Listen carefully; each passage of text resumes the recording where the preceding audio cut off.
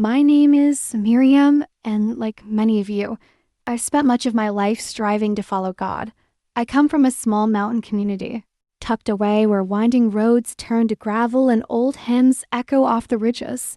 I was raised on stories of angelic intervention, on the faith that God watches closely over our valley even if the rest of the world seems to forget us.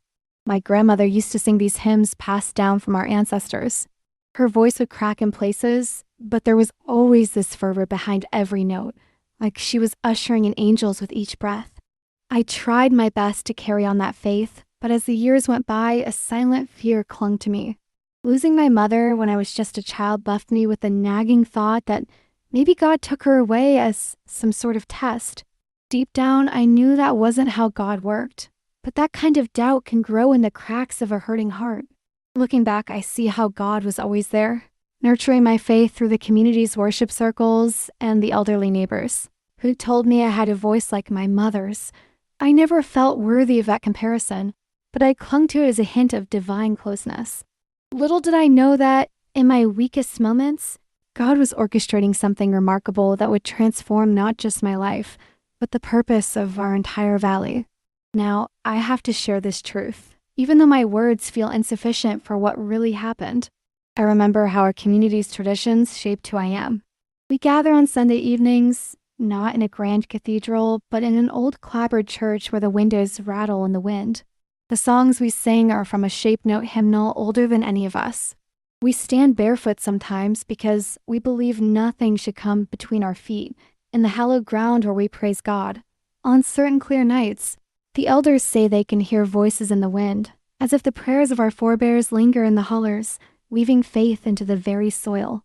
Those stories might sound strange to outsiders, but around here, they form the tapestry of our connection with the divine. Each tradition is steeped in the belief that God cherishes the meek and the quiet, that there is a hidden power in these hills. My grandmother used to say that our ancestors came to these mountains seeking refuge from persecution, carrying only their tattered Bibles in a hope that these ridges would be a fortress of God's love. If you walked through the graveyard behind our church, you'd see old tombstones carved with crosses and hearts, testifying to generations of steadfast belief. Strangely enough, though we are few in number, the heartache we share has always felt heavier. Many of my neighbors lost children to fevers in decades past. In a place without advanced hospitals, you learn to rely on faith, herbs, and the kindness of neighbors. Through it all, one thing never changes: the conviction that God sees us in our tucked-away world. It was only recently that I began to see the deeper truth in our people's stories. We'd been described in so many ways: forgotten, isolated, backward, yet I never believed that God overlooked us. Sometimes, I'd hear from traveling preachers that maybe we had the purest faith, untouched by modern cynicism. I never knew whether to take that as a compliment or just a romantic notion. Our community is by no means perfect. We wrestle with doubt, with poverty, and with divisions just like anywhere else. Still, there is a collective spirit here, flame that never entirely goes out. Lately, I'd been noticing that flame flickering in a new way, as if the Holy Spirit was quietly breathing something powerful into our hearts. It was as if we were on the brink of a revelation that our little valley had a far greater part in God's design than we'd ever dared believe.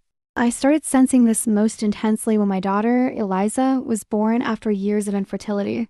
The doctors had told me I might never conceive, yet there she was, a tiny miracle.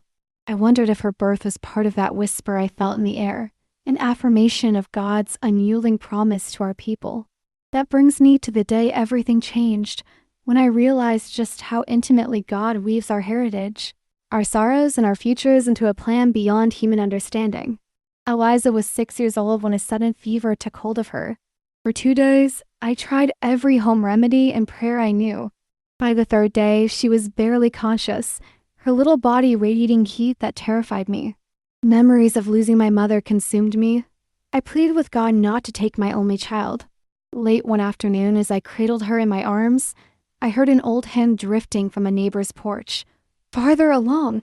My grandmother had sung that on the day my mother passed, so hearing it then felt like a knife twisting in my soul. A thought flitted through my mind. Was this a cruel echo of a day I'd already endured? Or was God trying to tell me something? I didn't know, and fear strangled me. Even so, behind that fear was a sense that this was no random event. It felt strangely deliberate, as though the entire mountain had shifted to hold its breath, waiting for what would come next. I remember calling for an ambulance, the sirens tearing through the stillness of our hollow. At the local hospital, a modest building with only a few rooms, doctors rushed Eliza into the ER. She slipped away from me, and in that moment, a hollow ache spread across my chest. I was told to wait in a cramped hallway, unsteady on my feet as fluorescent lights buzzed overhead. My heart raced with every second that passed.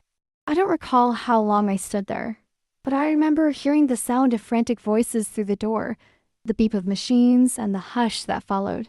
It was the hush that nearly killed me. My knees buckled. A nurse rushed out, but she didn't have to say anything. I knew my daughter's heart had stopped. I felt an indescribable emptiness. Then, while I was suspended in that dread, I sensed something shift within me, a sudden clarity like the eye of a storm. It wasn't that I knew she'd be all right. I actually thought she was gone, taken like my mother had been. But I also felt God near, as if a hand rested on my shoulder telling me this was part of something bigger than I could see. Eliza was crossing a threshold I had only dared imagine. I begged God to let her come back. I couldn't lose her. Yet somewhere deeper I knew this was the moment. This was the divine orchestration I'd sensed. And so I closed my eyes, tears burning my cheeks, and prayed that my child would return from wherever she'd been called. Prayed that I would be strong enough to receive whatever came next. She told me later, after she woke up in the hospital bed with tubes and wires around her, that dying didn't feel like dying at all.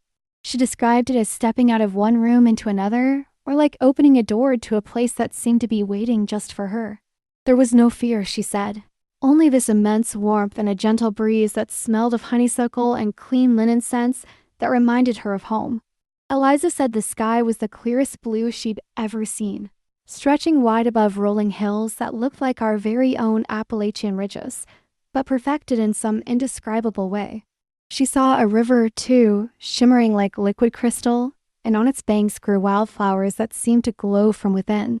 She recognized many as the same flowers we'd see in late spring near our creek, but here they were more vibrant, as if lit by an eternal sun. She walked through that landscape, though she couldn't recall exactly how she moved, only that it felt effortless. There were angels, she said, but they didn't necessarily look like the angels in paintings. Sometimes they resembled ordinary people, simple folk in plain clothes, but their eyes shone with an otherworldly kindness. Other times, they stood tall and radiant, with an almost overwhelming brilliance. She didn't feel intimidated. She felt safe, like she was surrounded by old friends. They greeted her as though they'd known her forever. And somewhere in the distance, she heard music, those same shape note hymns I'd grown up with. According to Eliza, the music mingled with a soft breeze, making the air itself feel alive with praise. In the midst of this, she encountered a woman who reminded her of the picture she'd seen of my mother, but glowing with a soft light. That woman placed a gentle hand on Eliza's shoulder, calling her by name, and said, "We've been watching over the children of this valley for generations." There was such a tenderness in her voice. Eliza said that she just knew it had to be family, someone tied to me, to her, to our lineage in a deep spiritual way. The woman spoke of how the people in our community were never truly isolated or overlooked. She said that there had been a time long ago when settlers came to these mountains, hoping to find a place where their prayers could rise like incense without interference. She said God honored that faith, creating a kind of spiritual stronghold here. Eliza described how the angels then guided her towards a clearing. She realized the clearing resembled a small meadow near our home, but in this version, the grass shimmered with luminescence. In the center stood a figure unlike any other, enrobed in light so bright that Eliza could only see outlines. Yet she felt waves of indescribable love radiating from him. She said her heart nearly burst with joy. The figure greeted her, speaking in a voice both mighty and gentle, saying, "You're part of my plan. Never doubt that every corner of creation is under my watchful eye." Eliza confessed that the words came not just through her ears, but through her spirit, as if each syllable carried the power to change her at the core.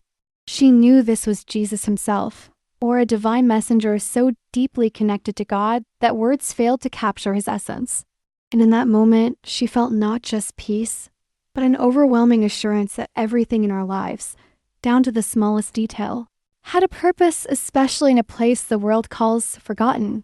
But the most astonishing part of her testimony was that the scene felt intimately tailored to our culture.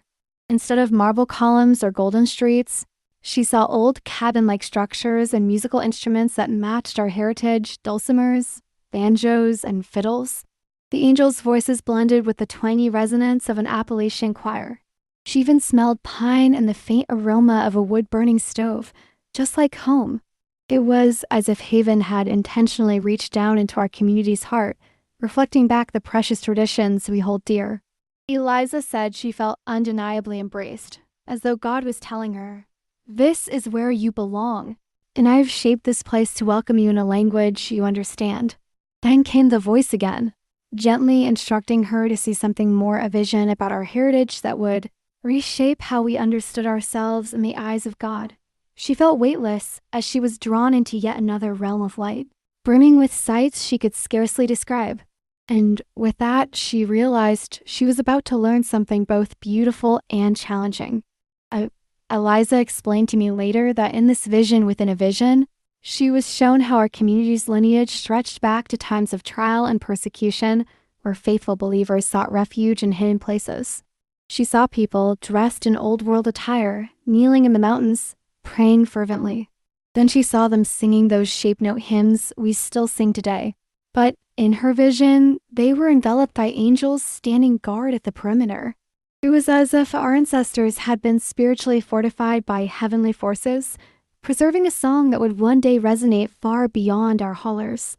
She even recognized some of our biblical teachings woven into the imagery, a reimagining of "He who dwells in the shelter of the Most High will rest in the shadow of the Almighty." Only here that shelter was quite literally these mountains, seemingly chosen by God as a sanctuary for a unique calling. But the revelations went deeper.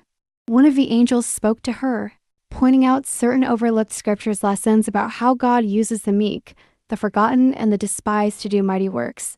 "The last shall be first," echoed again, but this time it felt like a living truth rather than an abstract concept. The angel revealed that our community's role was not just to keep old songs alive for nostalgia's sake, but to preserve an unbroken chain of faith that would light the way in a future time of spiritual darkness. Eliza said the angel's words were, "God has a design for each tapestry of faith. Your valley's part of the thread that will mend hearts when they've wandered too far." It was astonishing to sense that our tiny corner of the world held a key, not because we were special in ourselves, but because God's power shines brightest through humble vessels. She saw images of people faces from different generations, races, and places, drawn to the sound of these mountain hymns. There were tears in their eyes as if something in the music reminded them of a home they never knew they had. She saw future gatherings under old oak trees, where testimonies were shared, and battered souls found healing in the quiet power of the old songs. Then an angel reminded her of the good shepherd who leaves the 99 to find the one. "Sometimes," the angel said, "he shelters the one where no one else would look." Eliza took that to mean that our region, so often dismissed or pitied, was in fact a divinely hidden stronghold prepared for a special time. And with each sentence the angel spoke, Eliza felt the weight of responsibility growing within her, as though she was being entrusted with news that could transform our community. When Eliza recounted all this to me, I could hardly breathe. I was a mother who had nearly lost her child, and now that child spoke with an authority beyond her years. She was describing a revelation so grand that I felt both awe and trepidation. How could we, simple folks singing simple songs, hold such a pivotal place in God's kingdom? It sounded at once unbelievable and yet exactly like something God would do using the meek things of the world to confound the mighty. As I listened, tears streamed down my face.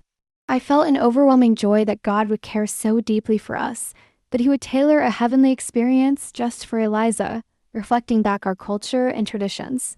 Yet, I also felt the burden of it. With such a calling, how would we respond? Would people believe us? Or would they laugh us out of the room? And was I, Miriam, the one truly prepared to carry this message forward? Eliza said that before she was sent back, a final truth was revealed. She saw a single candle burning in a dark expanse, just one flame. Then the angel breathed upon it, and the flame multiplied endlessly, lighting countless candles in a vast darkness. She understood that we were that first candle, a seemingly insignificant spark that God would use to ignite hope in many. Then the angel in the figure that shone with brilliant light told her softly, "Return with peace. Your days of singing have only begun." She felt a surge of warmth, and everything dissolved into a radiant brilliance. When Eliza's heartbeat returned, the doctors were stunned. They said it was an unexplainable miracle. She'd been gone for nearly 3 minutes, and yet here she was, eyes fluttering open, whispering in a voice as soft as a lullaby. I was right there, clutching her hand, tears blending with the dried salt trails already on my cheeks. For a moment, the relief was so overwhelming that I barely noticed the transformation in her eyes. But as she regained her senses, she looked at me with a calm assurance I'd never seen in her before.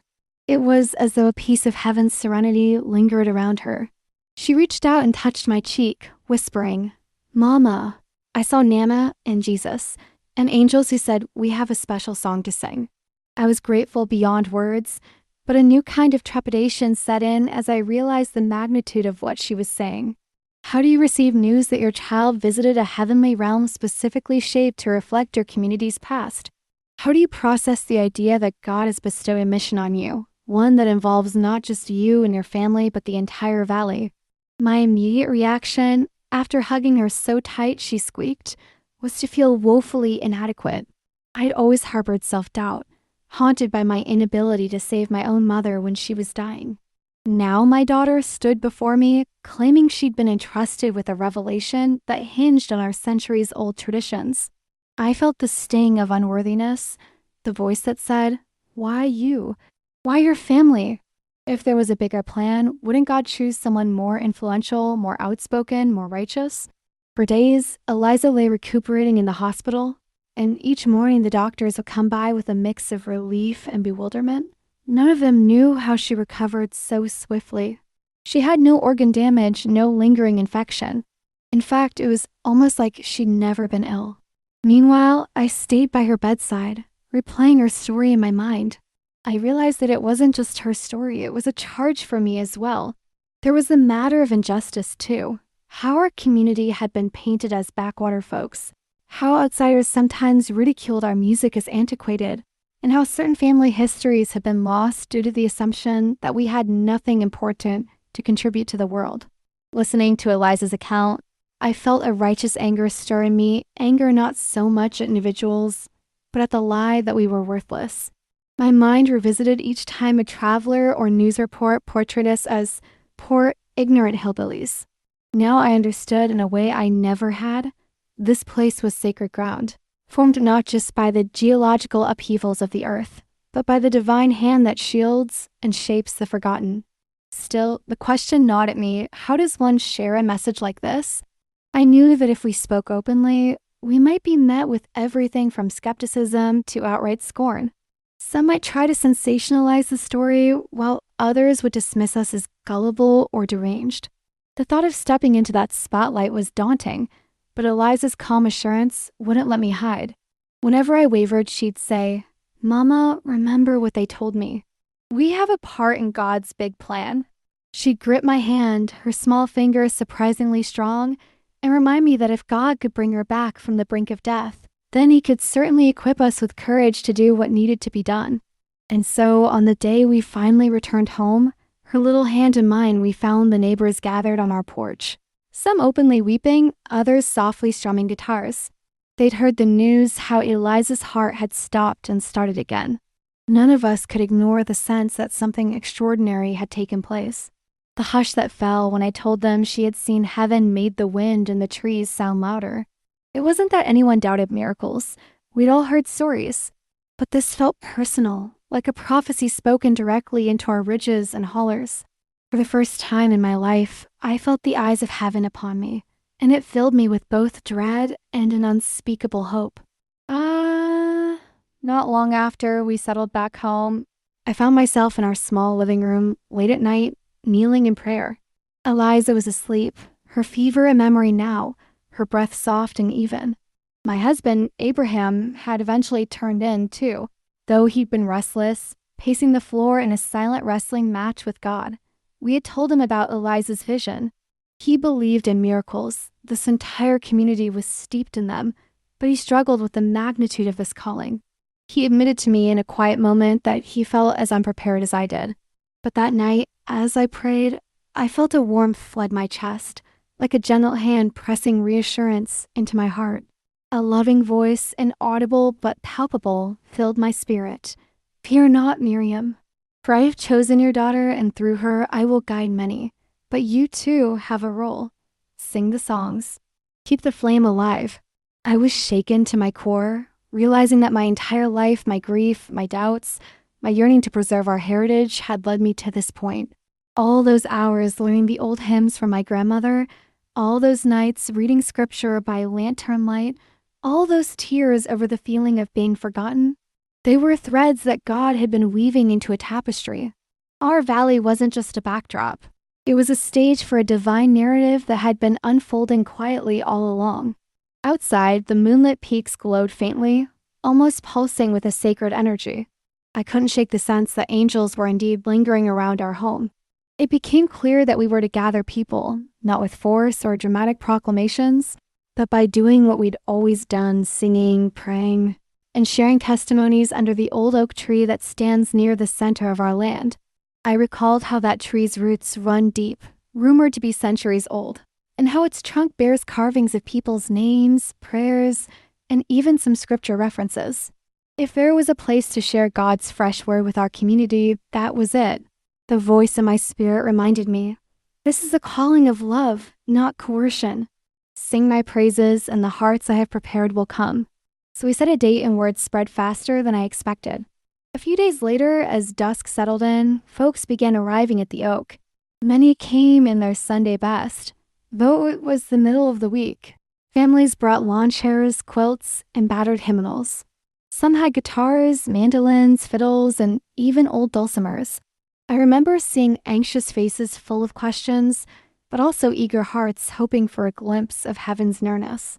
The sun dipped below the hills, leaving an amber glow that played on the leaves overhead. Fireflies dotted the twilight, a gentle reminder of how tiny sparks can light up the dark. Abraham set up a simple microphone and speaker, borrowed from our church. Meanwhile, Eliza clung to my hand, wearing her favorite blue dress, the same one she'd worn on her birthday. I bent down, asking if she felt ready to share. She said, "Mama, I'm ready because they need to know God sees them." When the moment came, I walked up to that microphone, heart pounding, my throat tight with emotion. I started with a prayer, thanking God for sparing Eliza and for guiding us to this moment. As I spoke, my voice trembled. I admitted openly that I felt inadequate, but that I believed God was revealing a precious truth about our heritage and our calling. My words were awkward at first, stumbling over the raw emotion. But then I recalled the surge of warmth in my chest that night. It found me again, filling me with courage. I took a deep breath and began telling the story of Eliza's fever, her time in the hospital, and most importantly, her vision of heaven.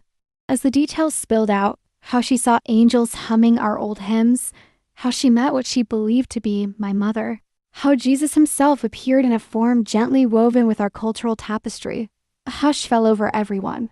Even the wind stilled, as if creation itself paused to listen. By the time I finished, every eye brimmed with tears. Some folks wept openly, recalling their own losses and regrets, perhaps wondering if their departed loved ones stood in that same heavenly meadow. Others stared in awe, as though a door had cracked open in the night, revealing a light they never expected to see. I waited for skepticism, but none came immediately. Instead, a voice from the back, a local elder named Deacon Lee, began singing softly. Amazing grace, how sweet the sound. Immediately, others joined in, voices quivering with emotion. We formed a circle around Eliza, and the power in that moment felt almost tangible. It was a convergence of faith, pain, hope, and the presence of God that rendered us unable to do anything but sing. When the hymn ended, Eliza herself stepped forward. At first, I worried she might be overwhelmed, but she took the microphone with surprising confidence. She told them in her childish lisp the angel's words, "We're not forgotten. God's going to use our songs to help people find their way back to Him." In that simple statement, she encapsulated the entire revelation. People looked at each other, some nodding, others sobbing. It was as if chains of doubt snapped free in that circle. I sensed how important this was, not just for our little community, but for anyone who might eventually hear the testimony. A sense of collective responsibility hung in the air. If we kept quiet, we'd be hoarding a gift God intended to be shared. Still, the next question was, how do we move forward with this? Later that night, as folks lingered in smaller groups, I overheard them discussing ways to preserve our heritage more intentionally. One woman offered to teach the shape note singing method to the younger generation. Another man said he'd record the old stories on his phone and post them online for anyone willing to listen. It was a small, grassroots effort, but it felt like the start of something bigger. There were references to scripture. Somebody brought up how the early church started in homes, with believers sharing testimonies and prayers. They said maybe that's what we needed to do. Open our homes, our porches, our hearts. And through all these murmurs and plans, Eliza remained calm, gazing up at the oak tree as though she could still see angels dancing in its branches. I was emotionally spent but filled with a profound peace. For years, I'd wrestled with feeling insignificant and forgotten. Now, every doubt I'd harbored felt gently answered by this realization. God can use any place, any person, and any tradition to radiate His glory. And if He chooses the quiet corners, the ridiculed communities, so much the better, for that is how His power is made unmistakable. The key was humility and obedience, a willingness to trust that even if we can't see the full plan, God weaves it perfectly. As we packed up that night, I took Eliza's hand and whispered, "Thank you for being brave." She just smiled and said, "Mama, we're all brave now." From that day forward, a gentle but undeniable transformation took hold in our valley. People began to gather more frequently beneath the oak tree, not just for scheduled services, but spontaneously, whenever they felt a need to pray or sing or share burdens. Each time, I noticed an increasing sense of unity. Old feuds like the disagreements about modernizing our church music took a backseat to the simple joy of worship. Teens who once rolled their eyes at shape note singing found themselves drawn to the haunting beauty of those harmonies. A local musician started putting recordings online, and to everyone's surprise, folks from out of state began reaching out, saying they'd stumbled upon our music and felt inexplicably touched. Some of them even drove hours just to see this place in person, to sit under that oak and feel the presence of something holy. Our own household changed dramatically. I felt a renewed sense of purpose and a clarity I'd never known. No longer was I just a mother or a wife. I was a steward of a living testimony. Eliza, for her part, remained a normal child in many ways, laughing at jokes, playing with friends, and sometimes grumbling about chores. But there was a serenity in her that even her classmates noticed. They said Eliza had this way of being kind to everyone without exception, like she saw beyond their flaws or teasing. If ever asked about her experience, she spoke with confidence, recounting the same story without embellishment. She'd say, "I was in heaven for a little while and Jesus told me we matter." Then she'd smile and go off to play. It was as if the memory of heaven was woven into her, but it never made her arrogant or standoffish. She was just Eliza, but more fully herself. I also saw how our story affected Abraham. He'd always been a steady, hardworking man, but now there was a light in his eyes each time he led the congregation in prayer. He started referencing Eliza's vision in his personal devotions, and even the youth from nearby towns began showing up to talk to him about it. They yearned for something real, a direct encounter with the divine that didn't just come from books or lectures. Abraham told them, "Look at us ordinary folks. Yet God chose to reveal a heavenly truth right here. That means He can reach you too, wherever you are." It was the purest invitation to faith I'd ever seen. But not everyone was entirely supportive. A few skeptics in the region dismissed us as superstitious. Some local journalists wrote articles implying we were making up stories for attention. Though the negativity hurt, it didn't shake us. The deeper I delved into prayer, the more I sensed God telling me that the seeds we were planting wouldn't be wasted. Some seeds might land on rocky soil, but many would find fertile ground. And I held on to the memory of how certain I'd been that Eliza was gone forever, only for God to bring her back. If he had the power to do that, what else could he do? In the midst of all this, I kept hearing that still, small voice. This is only the beginning. Keep sharing. Keep singing. That led me to start writing down stories from older folks' accounts of answered prayers, unexplained healings, or moments of inexplicable peace.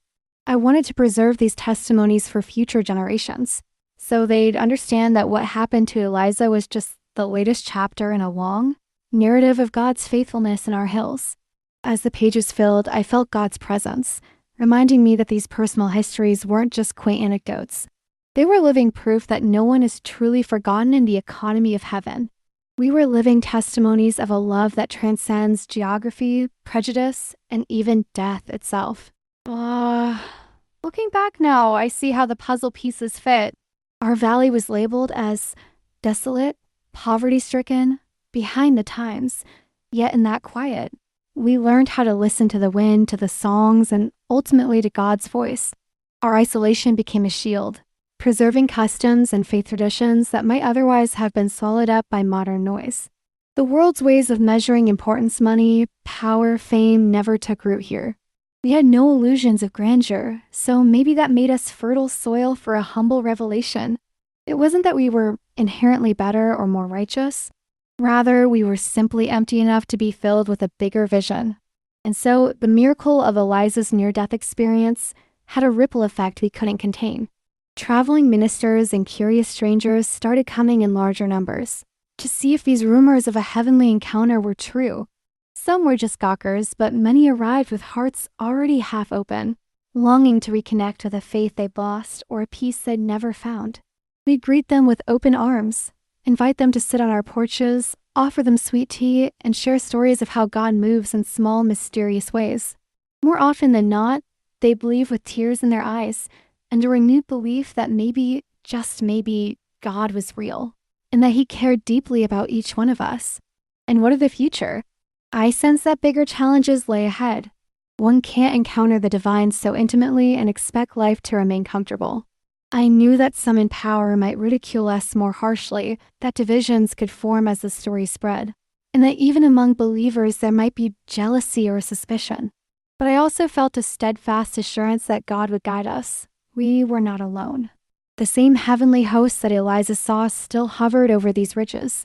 The old songs we sang were not just historical relics, but living bridges connecting us to the heavenly courts. I understood our calling more clearly now, to be the keepers of a light, a single candle that would be breathed upon by the Spirit to illuminate countless others. In these reflections, I found myself returning to the question of how to unify all believers, or even those who didn't believe at all. I realized that our story wasn't meant to separate us into a special elite. It was meant to inspire each person to look at their own heritage, their own family story, and see where God might be hiding seeds of redemption. The same Spirit who sang through our shape note hymns could speak through other cultures, languages, and music styles. The beauty lay in the specificity that each of us has a note to carry in God's grand symphony. In embracing that uniqueness, we find unity, not division. Truth be told, I can't say where God will lead us next. Eliza is older now, continuing to grow into a vibrant young girl with a heart full of compassion. She still has the dreams sometimes. She calls them heaven echoes, where she hears the dulcimer songs and sees that glowing valley. She says each time she feels renewed, reminded that we have work yet to do here. Our church, once half empty, is now a lively place of worship and testimony. Some Sundays, we have to set up folding chairs outside to accommodate everyone who wants to come. The praise that rises is unlike anything I've experienced before, raw, heartfelt, and powerfully unifying. I share all this with you because I want you to know that God sees you too. Maybe you come from a big city, a different country, or a background so unlike mine that my story sounds foreign. Yet the same Creator who crafted these mountains and placed a calling on our community has a unique plan for your life as well. He knows your struggles, your hidden corners of doubt, Just as he tailored Eliza's heavenly experience to speak directly to our culture and traditions, so he can meet you exactly where you are. Perhaps you feel overlooked, overshadowed by those around you, or dismissed because you come from a place that others deem insignificant. If you take anything from this story, let it be the assurance that God specializes in raising up the humble and the unseen, and transforming quiet faith into a resounding testimony. I'm not asking you to believe blindly. Instead, I invite you to reflect on your own heritage, your own family's trials and triumphs. There may be hidden gems of faith and perseverance you've overlooked. Ask yourself, what is the unique song that my family or community can offer to the world? Maybe it's a certain style of prayer, a tradition of service, a habit of hospitality, or even a legacy of survival against the odds. When you peel back the layers of pain or routine, you might discover that God has been quietly preparing you for something extraordinary. Just as we had no idea our mountain songs would one day serve as a beacon, you might find that your story, yes, yours holds the power to bring healing or hope to someone else. I'll never forget that final moment in Eliza's vision, the image of one candle igniting countless others. That image replays in my mind every time I see someone's face light up upon hearing her testimony. It's as though each heart is another unlit candle and the flame spreads gently, one to another, far beyond what we could imagine. It's not about fame or attention. It's about love, the kind of love that bridged heaven and earth for a 6-year-old girl. And when I think of that love, I realize that every difference among us cultural, linguistic, or otherwise can be woven into the same glorious design if we allow God's grace to do the weaving. So, as I bring this story to a close, I encourage you to consider your own journey. Where have you felt small or forgotten? Is there a tradition or practice in your community that deserves a fresh look, a rediscovery under God's light? Maybe it's time to dust off an old songbook or sit at the feet of an elder, listening to tales that once seemed irrelevant. You never know where you'll find the thread that connects your life to the grand tapestry of God's plan. For us, it was the old hymns and the shape note singing. For you, it could be something else entirely. That's the beauty of God's creativity. He uses the familiar to reveal the divine in ways we least expect. If you've walked with me this far, I hope you feel a stirring in your spirit, a gentle invitation to trust that God cherishes your uniqueness as much as He cherished ours. You, too, can be that candle in the darkness, carrying a flame that might spark a revival in the most unlikely of places. This is your invitation to open your heart, to let go of the fear that you're too small, too wounded, or too insignificant to matter. You matter. And somewhere in the hush of your nighttime prayers or in the quiet seat of your morning commute, you might catch a whisper of the same love that carried Eliza in her final moments. The love that tells you, "Welcome home, precious child." May you find comfort in calling in that voice, and may your own story be woven into God's endless chorus of redemption. Let us all sing our songs, preserve our heritage, and watch how God transforms ordinary faith into extraordinary light.